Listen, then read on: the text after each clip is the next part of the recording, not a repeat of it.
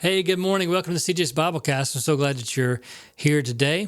Isn't it funny how the words obvious and oblivious are so close to each other? There's a Czech auto company that did a commercial a few years ago, and it features their car on a street. And while they're highlighting different parts of the car, the scene around the car is drastically changing. And so if you're watching this, you're not noticing any of this stuff, but things around the car are just totally changing in the background. This clever commercial perfectly illustrates how oblivious we are to things that should be super obvious. The same is true for us when we're facing suffering. We can get so hyper-focused on the now that we can lose complete focus on what's really important, which is the eternal. We get so caught up on our present earthly conditions that we completely forget about whose we're supposed to be and why we're supposed to be living. And that's a problem. That's why in Romans chapter 8, verse 17 and 18, it reminds us that as Christ's followers, we have been adopted into Christ's family, making us his co-heirs. Let's look at this. Chapter 8, Romans chapter 8, verse 17 and 18. Got through it.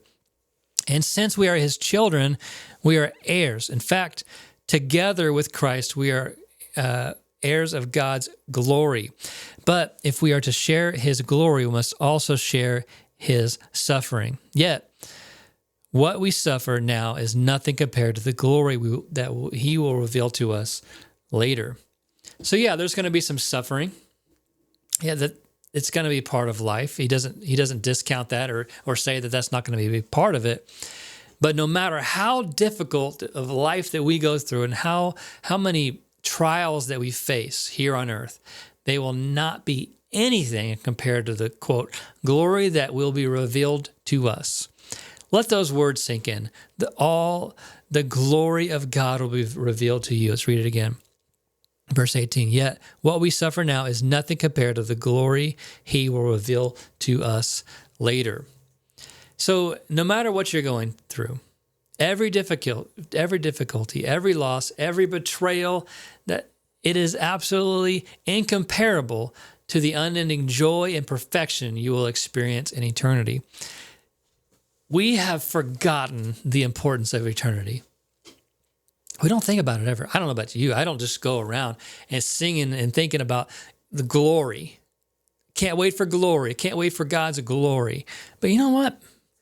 We should think about it more often, because the reality is things don't always go how you want them to here. In fact, honestly, they rarely go how you want them to go here.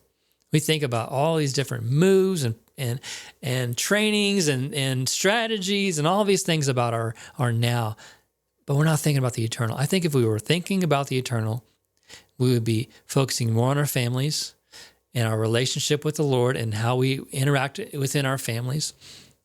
I think it would be more interacting with our faith and bringing our friends and others and coworkers into that life, because we're talking about eternity here. I think if we would focus more on heaven and all the glory that's going to happen there, I think we would live life a lot different. So today, as you're going about your day, think about the eternal and don't just get caught up in the day-to-day temporary problems of this life, because we got so much more to look forward to than just taxes and jobs and money and drama and all the problems that come in life each day. There's some beautiful moments in life, but I'm telling you, it pales in comparison to what's waiting for us in the eternal. Have a good day.